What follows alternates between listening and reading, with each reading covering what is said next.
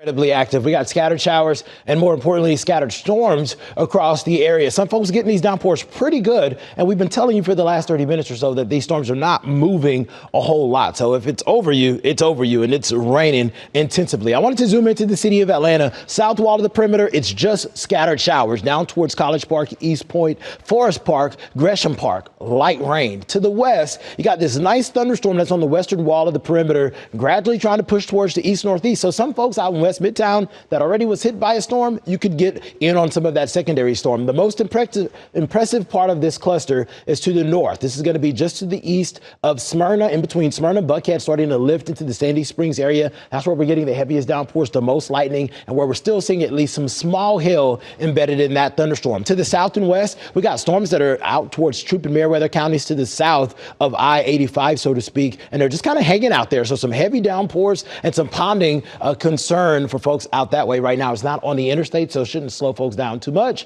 but definitely a sight to see with a little bit of lightning out to the east. And then we got a scattering of rain to the east through Pike and Lamar counties with a nice little thunderstorm in northern Upson County. This is going to be near Thomaston, Upson County Airport. Got a nice storm on top of that region, and it's gradually lifting to the north. Elsewhere, we got some spotty showers, isolated rumbles across portions of Gilmer and Fannin County. So a first alert weather day today, a first alert weather day tomorrow, as we're tracking another chance for some scattered showers and storms, and then rain chances gradually will diminish as we head into the weekend.